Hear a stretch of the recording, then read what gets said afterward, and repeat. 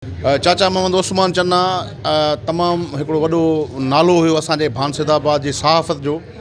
40 साल खां वधीक हुन सहाफ़ती ख़िदमतूं जेके आहिनि भान शहर वासियुनि लाइ या तोड़े भान जे आसपास जा जेके मामला मसइला उन्हनि ते कमु कयो।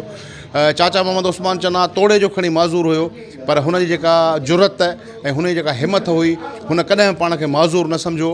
हुन सहाफ़त जे जेके ज़िम्मेवारियूं हुयूं हुनखे अहिड़े त भरपूर नमूने सां निभायो जो भान सैदाबाद जो जेको प्रेस क्लब आहे जंहिंमें हिन महिल असां वेठा आहियूं, भान सैदाबाद में जेके बि नौजवान सहाफ़ी, उहा उन जी पंहिंजी हिकिड़ी माना कामयाबी हुई जंहिंजी माना हिकिड़ी कोशिशुनि सां, जंहिंजी कावशुनि सां प्रेस क्लब जो बुनियादु पियो ऐं हू असांजे प्रेस क्लब जो बानीकार थियो।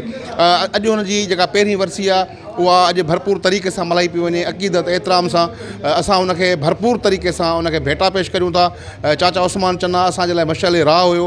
असां सभिनी सहाफ़ियुनि खे, भानसदाबाद जे कलमदड़नि खे बि उन राह ते हलणु खपे जंहिं हमेशह हक़ सच लिखियो, कॾहिं बि का सौदेबाज़ी न कई। अख़बारी दुनिया में जेको आहे सो जेको हुनजो कमु थियल हो, हिन महिल त खणी इलेक्ट्रॉनिक जी दौरु अची वियो आहे। ॿियो माना ॾींहों ॾींहुं तेज़ी अचे पई, टेलीविज़न जो दौरु अची वियो, इलेक्ट्रॉनिक सोशल मीडिया, पर ख़बरूं अख़बारुनि में ठाहिण, उन टाइम में फैक्स करणु, उहे या ख़तनि जे ज़रिए जेके ख़बरूं ईंदियूं उन्हनि उहे लिखी मोकिलणु, एतिरी सारी महिनत करे ऐं जेको आहे सो जेका हुन 40 साल सहाफ़त कई उहा उनजे लाइ हिकिड़ो वॾो एज़ाज़ु आहे। असां भानसदाबाद जे लाइ वॾो एज़ाज़ु आहे। असां दुआऊं आहियूं त अलाह ताला खेसि जन्नतुल फिरदौस में आला मक़ाम अता फ़रमाए ऐं असां हुनजी जेका सॼी समूरी जेका ज़िंदगी सहाफ़त जी ज़िंदगी आहे असां हुनखे तमामु वॾी ज़बरदस्त भेटा पेश करियूं था।